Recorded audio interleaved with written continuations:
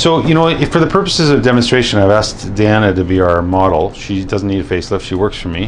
What I'll get them to do is show me in a mirror if they wanted to sort of change their facial shape, what they would do. So I'll hold this mirror for you, Deanna, and so, in a perfect world, if you could sharpen your jawline or neck, how would you do that? Would you, looking in the mirror? Looking in the mirror, well, I would like to have a more defined jawline. Okay, so pull with your fingers.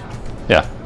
That's the classic, and often I'll see people that they'll come in and they'll do that, and I'll think, yeah, that person is going to do well with one of the different types of facelifts. They all have the same goal, and that is to pull the tissues posteriorly to sharpen the jawline and the neck.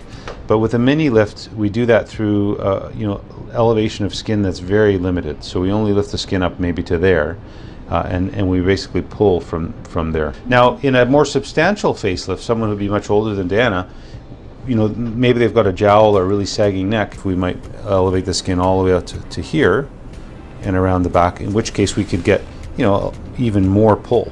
But that's a greater surface area, so there's more bruising, there's more recovery time involved.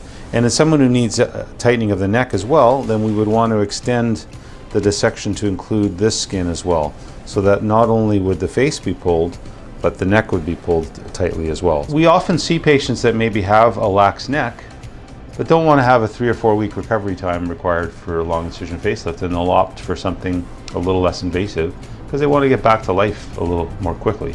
And that's very reasonable. I think there are pros and cons to all of the procedures, and you really have to choose the one that is going to do what you need, but within, with a reasonable recovery that you can live with.